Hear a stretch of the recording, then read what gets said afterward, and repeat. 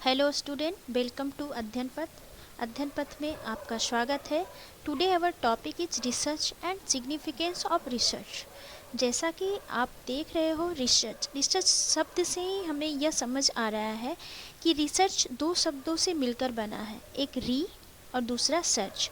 री मीन्स दोबारा, search means खोजना।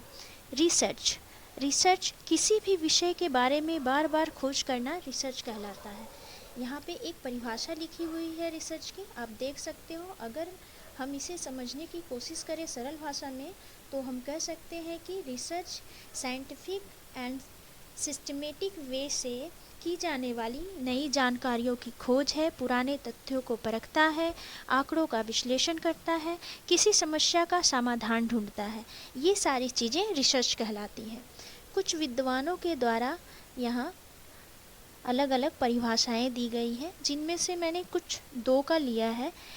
एक है हमारे सीसी कॉफर्ट के अनुसार, इन्होंने हमें यह बताना चाहा है कि रिसर्च सोचने का एक वैज्ञानिक तरीका है जिसमें हम किसी समस्या का बेहतर समाधान ढूंढने के लिए विशेष टूल्स का प्रयोग करते हैं और विभिन्न प्रक्रियाओं का प्रयोग करते हैं और उसका समाधान निकालते हैं।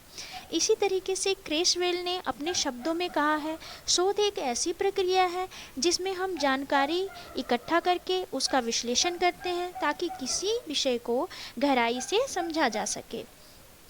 अब हम देखेंगे अनुसंधान के महत्व। अनुसंधान के निम्नलिखित महत्व हैं, जिनमें से कुछ मैंने यहाँ पे पॉइंटेड किया है, आप देख सकते हो। पहला है हमारा ज्ञान में वृद्धि। अनुसंधान विभिन्न विषयों की गहन समझ को बढ़ाता है, ज्ञान का प्रसार करता है।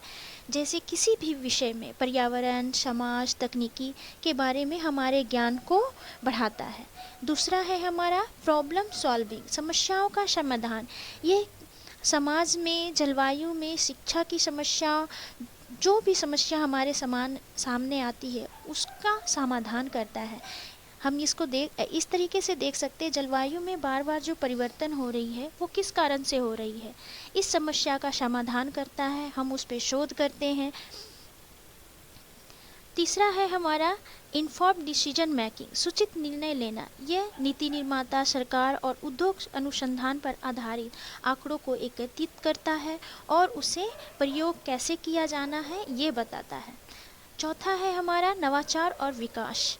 वैज्ञानिक और तकनीकी प्रगति अनुसंधान पर आधारित होता है। यह नवाचार, मोबाइल आप देख सकते हैं, यह इनोवेशन का एक बहुत ही अच्छा एग्जाम्पल है। वैक्सीन है, इंटरनेट है, जिससे हमारे जीवन में बहुत सरलता आई है, बहुत सारी सुविधाएं आई है। पांचवा है हमारा सोशल अवेयरनेस एंड चेंज।